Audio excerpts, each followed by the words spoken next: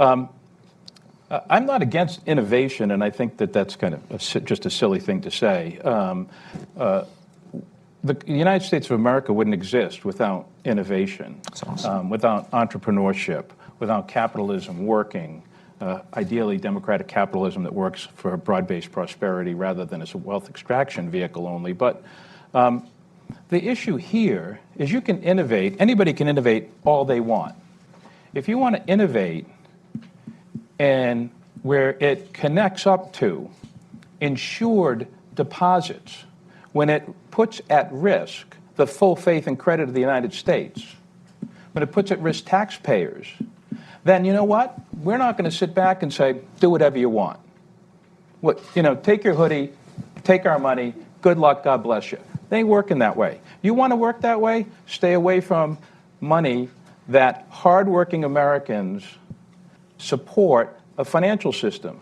It's a little over 10 years ago, and it cost those hardworking Americans, a couple of $1 trillion to bail out a financial system.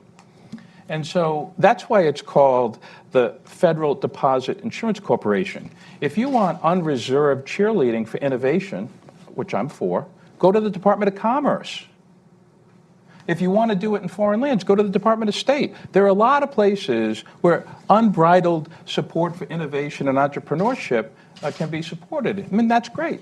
And the only thing we're saying is that when you want to couple that innovation with insured deposits and insured depository institutions, then there ought to be a process, a rigorous process, a data-based process, an evidence-based process that actually prioritizes the statutory mandate for that institution, the FDIC, which is safety and soundness that protect the deposit insurance fund and taxpayers. Now, my view is that you can have both, and we should have both. The financial system needs innovation, desperately needs innovation.